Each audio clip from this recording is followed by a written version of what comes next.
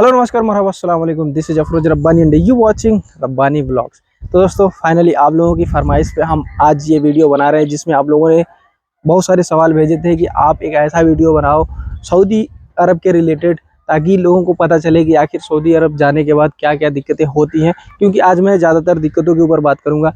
फिलहाल के लिए मैं आपको बता दूँ, मैं आ चुका हूँ इंडिया में। आपने ब्लॉग देखा होगा, लास्ट मैंने अपडेट किया था। अगर आपने नहीं देखा तो अभी आप जान लो कि हम सऊदी अरब छोड़ के आ चुके हैं, यानी हम फाइनल एग्जिट लगा के सऊदी से इंडिया आ चुके हैं।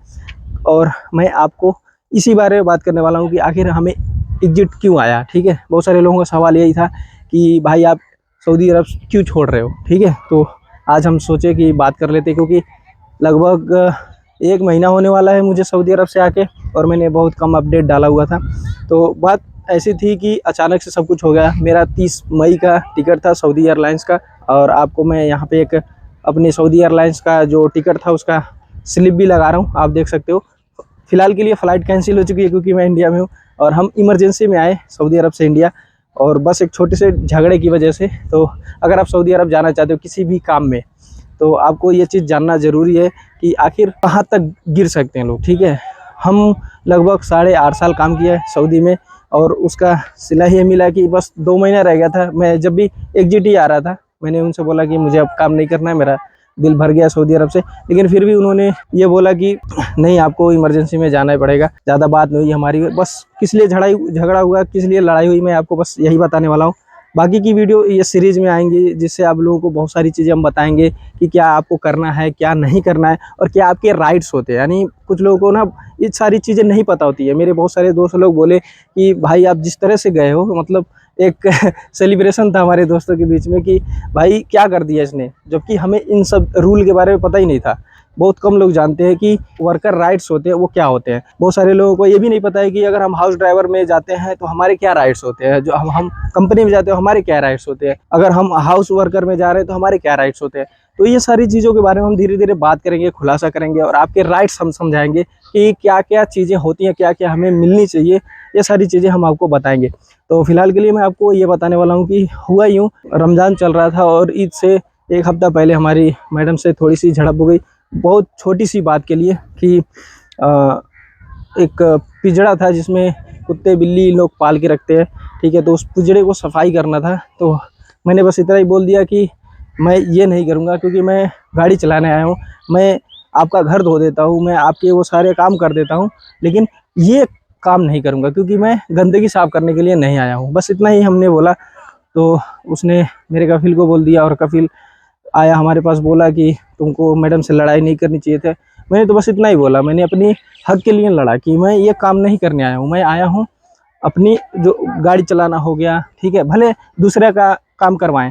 सऊदी अरब में ऐसा होता है कि आप जब हाउस ड्राइवर में जाते हो, घर के काम में जाते हो, तो मैडम का काम करते ही करते हो, साथ में उनके परिवार का, रिश्तेदार का, इनका उनका सब काम करना पड़ता है। क्योंकि वो बोलते हैं कि हमने तुमको बुलाया है गाड़ी चलाने के लिए, तो तुमको मतलब होना चाहिए गाड़ी चलाने से, पीछे कौन बैठ रहा है इससे मतलब नहीं होना चाहिए। उनका सीधा सिद्धांत यही है, सीधा यही बोलते हैं कि तुम्हें बस गाड़ी चलाने से मतलब है।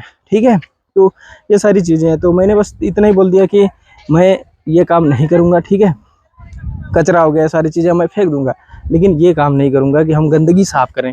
ठीक है, और 8.5 साल हमने उनके एक ही घर पे गुजारा, जबकि घर अच्छा है, कोई दिक्कत नहीं है। बस एक छोटी सी चीज़ के लिए मैंने भी बहुत तारीफ़ें की थी, बहुत सारी चीज़ें बोल ली थी कि हमारा घर के जैसा कोई घर नहीं है, लेकिन लास्ट में उन्होंने अपनी औकात दिखाई दी।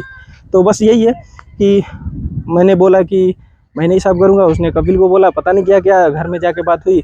1-2 घंटे बाद मेरे पास कॉल आता है कि मैं तुमको घर भेज रहा हूँ फाइनल एग्जिट, और तुम अपना बोरिया बिस्तर बांध लो। और मैं बोला ठीक है, कोई दिक्कत नहीं है। मैंने बस अपने हक के लिए लड़ा और सीना चौड़ा करके घर भी आ गया। और वही चीज़ पहले भी बोल देती मैडम कि अगर तुमको नहीं धोना है तो तू जाके धुलवा ले, 15-20 रुपया लगेगा जहाँ पे ये सारी चीज़ें होती हैं, जहाँ धुलाई होता है, जिसे मक्सला बोलते हैं अरबी में, तो लॉन्ड्री बोलते हैं इंग्लिश में, तो वहाँ पे जाके धुलवा लेना। तो मैंने बस मना कर दिया, लेकिन उसने ये नहीं बोला कि तुम जाके लॉन्ड्री में धुलवा लो। ठीक है, तो यही बात है।